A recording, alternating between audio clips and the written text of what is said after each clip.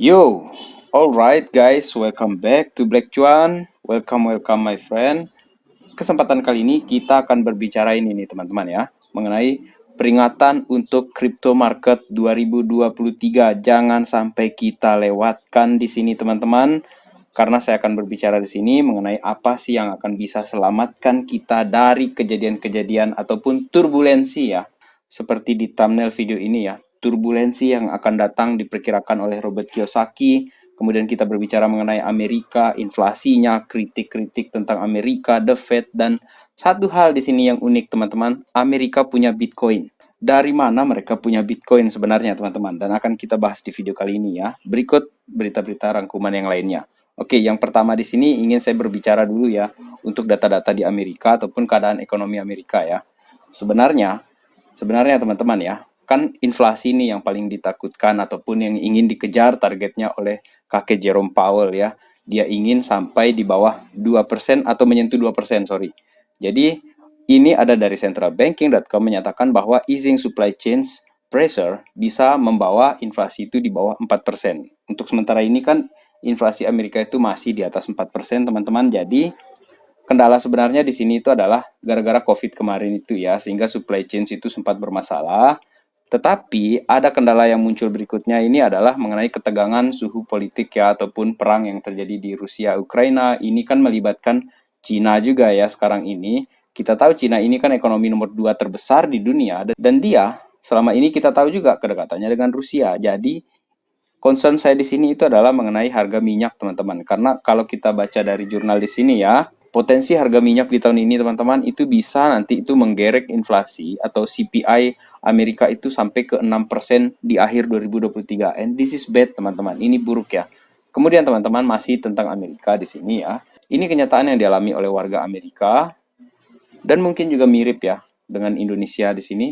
Jadi mereka ini banyak mereka ini bekerja, tetapi mereka tidak bahagia dengan uangnya mereka. Pertama itu karena inflasi, teman-teman. Jadi mereka terima gaji, tapi harga barang-barang ini sudah naik, teman-teman. Dan menurut Robert Kiyosaki di sini, teman-teman, apa yang dilakukan oleh Amerika di sini melalui IRA ya, IRA, jadi Inflation Reduction Act, itu tidak berhasil, teman-teman. Sementara di Hotel Miami, dia katakan bahwa 2 telur itu harganya $14. Biden dan The Fed ini sedang membunuh orang miskin kelas menengah, teman-teman. So, memang ini akan berakhir tragis ataupun kedepannya akan tragis, katanya si Robert Kiyosaki, dan kita harus waspada, hati-hati, take care guys. Dan kritik Robert Kiyosaki terhadap pemerintahan Amerika Serikat ataupun The Fed, teman-teman, itu bukan tanpa alasan ya.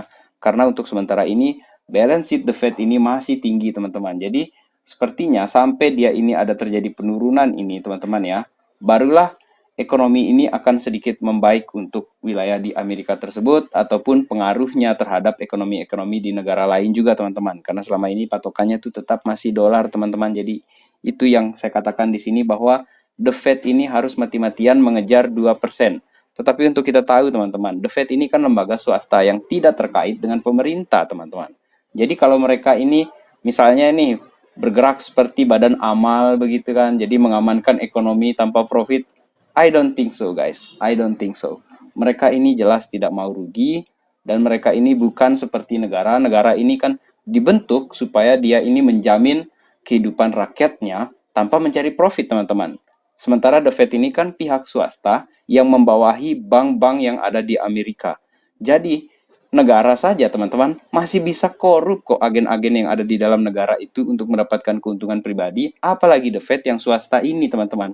Sehingga untuk saya ya, pandangan saya mengenai inflasi dari The Fed ini ya, bagaimana mereka menangani inflasi ini, menurut saya akan butuh waktu yang lama, teman-teman. Sebenarnya kata hati-hati, katanya The Fed itu, sebenarnya dia tidak ingin terlalu menarik kencang ekonomi ini sehingga menjerit rakyatnya, tetapi dia juga tidak ingin kehilangan profitnya, teman-teman. Kehilangan keuntungannya selama operasinya dia ada di sana.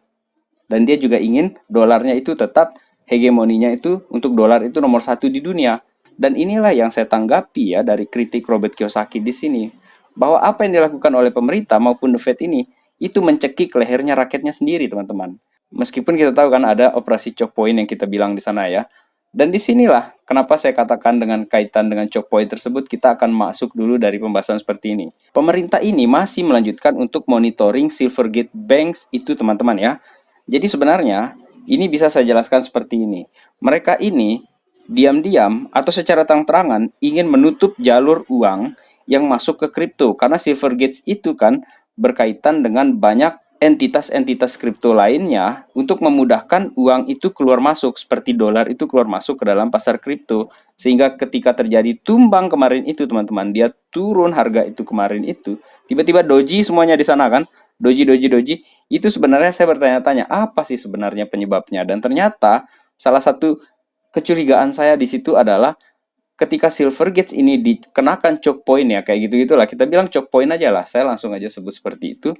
Jadi uang itu susah masuk ini ke kripto dan menyebabkan harga Bitcoin itu tetap stabil pada saat itu, justru setelah terjadi penurunan itu teman-teman. Dan ketika terjadi penurunan harga, kemudian banyak orang yang rugi, mereka akan muncul sebagai kayak pahlawan seperti itu kan. Kita ingin menyelamatkan investor, apanya mereka yang bikin orang rugi. Seperti yang dikatakan oleh Jerome Powell juga di sini ya, dia menyatakan bahwa kita tidak ingin menghambat teknologi, tetapi sektor kripto ini, inovasi kripto ini tuh berantakan. Halo, yang berantakan di sini siapa? Coba teman-teman jawab di sini. Siapa sebenarnya yang membuat keadaan ini berantakan sebenarnya?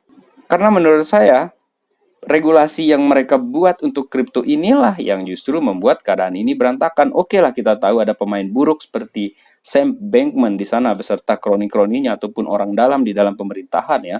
Itu kan pengecualian teman-teman. Tapi teknologi ini bukan barang yang punya emosi. Yang punya emosi itu manusianya. Dan tetap menurut saya di sini teman-teman, teknologi ini meski dibendung dia akan terus melaju teman-teman.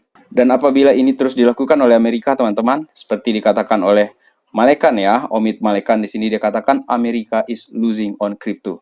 Ya jelas menurut saya mereka ini akan kehilangan pengaruhnya di dunia ini akibat dari regulasinya dia yang buruk terhadap kripto, teman-teman. Saya yakin di sini ya, dan saya setuju dengan pendapat dari Malekan di sini ya, yang dikutip ini dari Zero Hedge, teman-teman.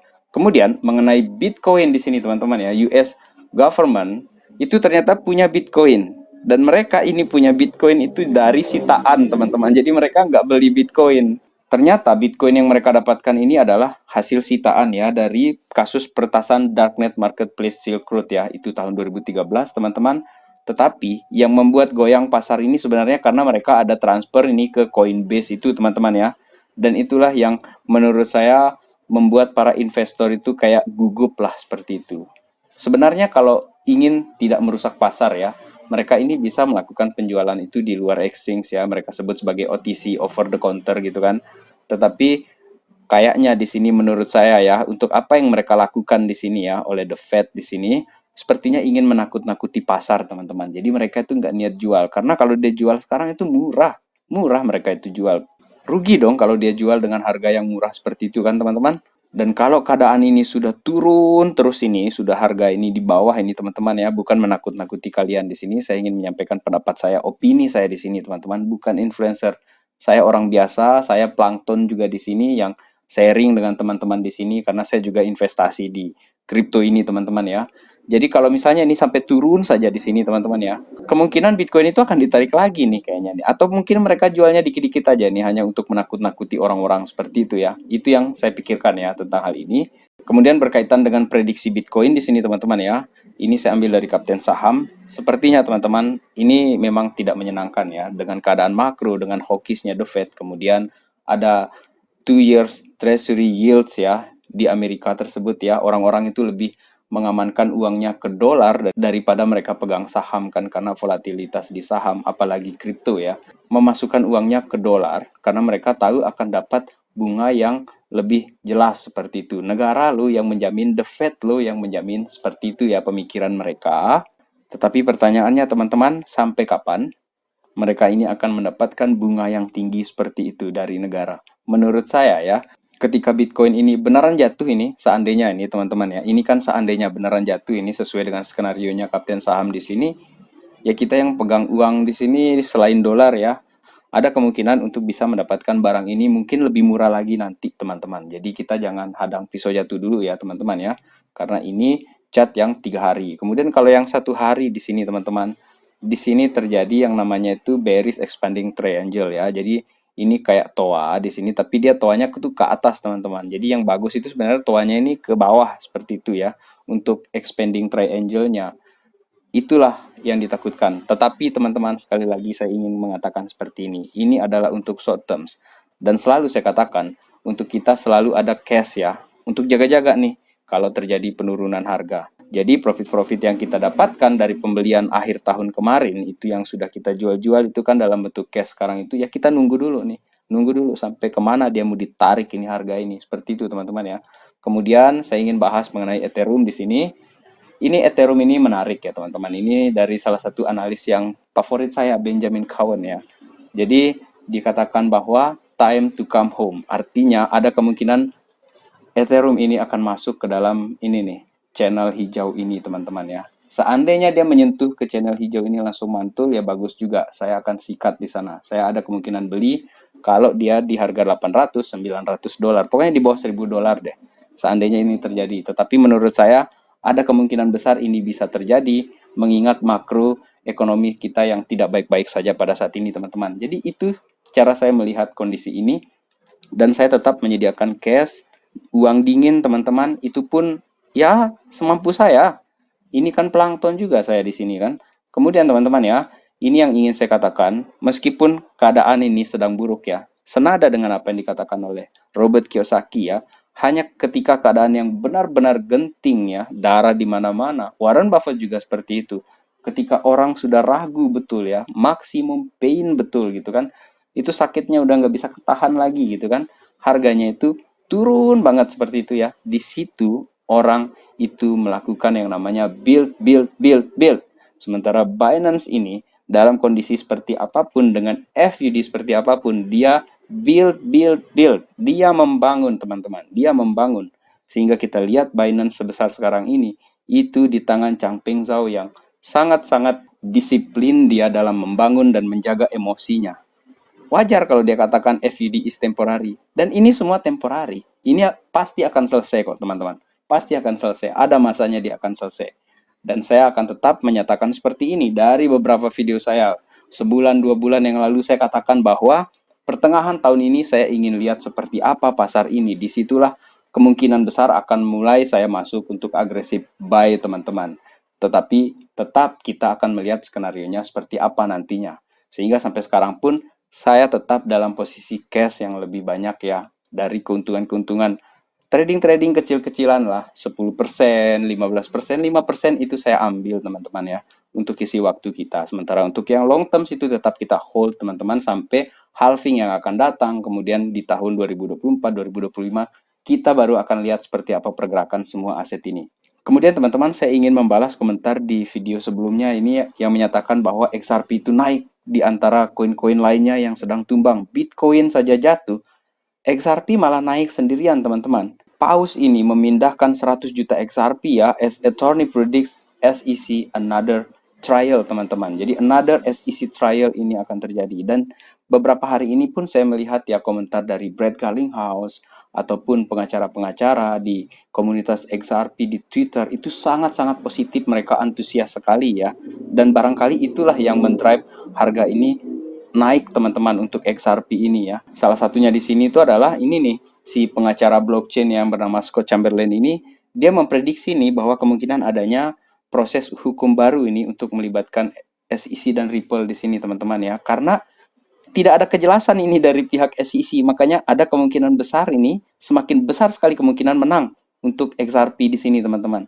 Ini pun masih kita bicara kemungkinan ya, tetapi semakin besar kemungkinan itu yang mendrive emosi para traders ataupun investor menurut saya di sini ya. Jadi teman-teman jangan FOMO dulu nih untuk XRP. Meskipun saya suka dengan XRP guys, saya senang dengan XRP, saya invest di XRP.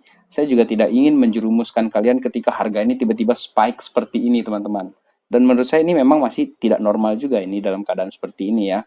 Karena yang lain-lain lagi tumbang. Jangan-jangan ini ada bandar yang main. Kan kita tidak tahu seperti itu teman-teman. Jadi tetap kita stay cautious. Kita senang sih senang gitu kan. Kemudian yang terakhir dengan XRP di sini ya, untuk chartnya XRP di sini ya, kenaikannya dia itu kan ada 4,05% nih yang tercatat dari berita di sini selama 24 jam terakhir ketika dia memberitakan, dan ini mengindikasikan masih ada minat yang kuat ini terhadap XRP di sini teman-teman ya.